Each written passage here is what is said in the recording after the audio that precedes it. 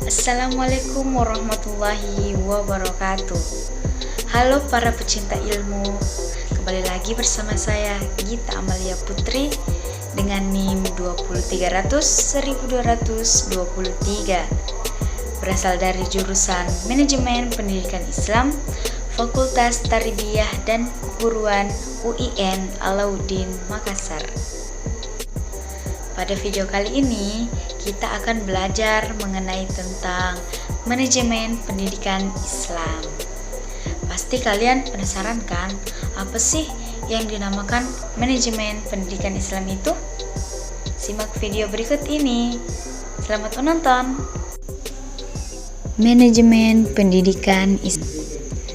Nah, sebelum kita membahas tentang manajemen pendidikan Islam, terlebih dahulu kita akan membahas apa sih itu manajemen?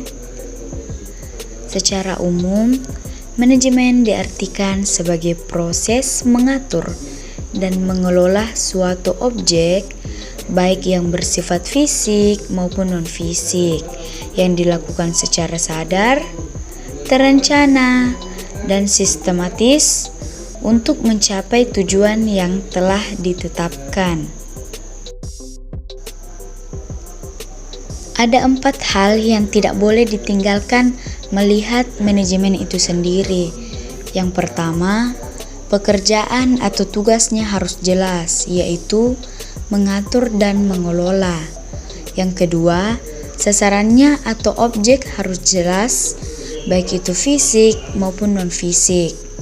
Yang ketiga, prosesnya dilakukan secara sadar, terencana, dan sistematis. Yang keempat, mencapai tujuan yang telah ditentukan. Menurut para ahli, salah satunya yaitu Giorgi Arteri mengemukakan bahwa manajemen adalah pencapaian tujuan yang ditetapkan terlebih dahulu dengan mempergunakan orang lain. Oleh sebab itu, maka berdasarkan pengertian tersebut, ada 3 hal yang perlu diperhatikan dalam manajemen, yaitu pertama, manajemen sebagai ilmu pengetahuan, bahwa manajemen memerlukan ilmu pengetahuan. Yang kedua, manajemen sebagai seni, di mana manajer harus memiliki seni atau keterampilan memanage. Dan yang ketiga, manajemen sebagai profesi, bahwa manajer yang profesional bisa memanage secara efektif dan efisien. Fungsi manajemen. Yang pertama, fungsi manajemen menurut Henry Fayol ada 5, yaitu planning, organizing, commanding, coordinating, dan controlling. Yang kedua, fungsi manajemen menurut Giorgi Terry ada 4, yaitu planning, organizing, actuating, dan controlling. Yang ketiga, fungsi manajemen menurut F. Stoner ada 4 fungsi, yaitu planning, organizing, leading, dan controlling. Dan yang terakhir, fungsi manajemen menurut Luther M. Gulick ada 8, yaitu planning, organizing, staffing, directing, coordinating, reporting, budgeting, dan controlling. Materi selanjutnya yaitu tentang manajemen pendidikan Islam. Manajemen pendidikan Islam adalah proses mengelola atau mengatur pendidikan Islam. Objek atau ruang lingkup pendidikan Islam sangat luas, karena mencakup pendidikan Islam formal seperti lembaga pendidikan, pendidikan Islam informal seperti pendidikan keluarga, dan pendidikan Islam non-formal seperti pondok pesantren dan majelis taklim. Disinilah titik perbedaan yang sangat fundamental dan urgensial antara manajemen pendidikan dengan manajemen pendidikan Islam. Perbedaan ini mengharuskan para manajer memiliki pengetahuan dan keterampilan untuk secara utuh dan komprehensif agar bisa mengimplementasikan nilai-nilai dan proses manajemen ke dalam pendidikan Islam. Macam-macam manajer.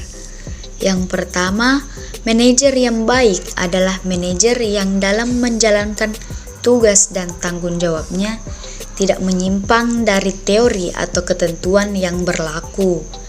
Yang kedua, manajemen fleksibel adalah manajer yang dalam menjalankan tugas dan tanggung jawabnya selalu menyesuaikan dengan dinamika ilmu pengetahuan, teknologi, dan budaya. Yang ketiga, manajer yang efektif adalah manajer yang dalam menjalankan tugas dan tanggung jawabnya mampu merealisasikan sesuai yang direncanakan atau sesuai yang diprogramkan. Dan yang terakhir, manajer yang efisien adalah manajer yang dalam menjalankan tugas tanggung jawabnya memperoleh dukungan atau kepuasan dari bawahan.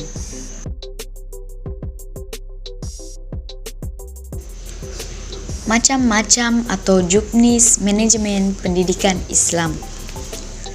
Manajemen pendidikan Islam memiliki beberapa macam atau juknis manajemen yang harus dikembangkan oleh setiap pengelola. Di antaranya adalah yang pertama, manajemen kurikulum. Bagaimana menyusun materi pembelajaran seperti RPP, silabus, dan analisis pembelajaran. Yang kedua, manajemen kesiswaan. Pengelompokan berdasarkan psikologis, kecerdasan, dan juga administrasi kesiswaan. Yang ketiga, manajemen sumber daya manusia. Meliputi tenaga pendidik dan tenaga kependidikan, serta bagaimana kemampuan menggunakan sarana yang efektif untuk pembelajaran atau pendidikan. Yang keempat, manajemen personil. Manajemen yang ditekankan pada 3 hal, yaitu seleksi, pendidikan, dan pelatihan atau diklat. Yang kelima, manajemen biaya.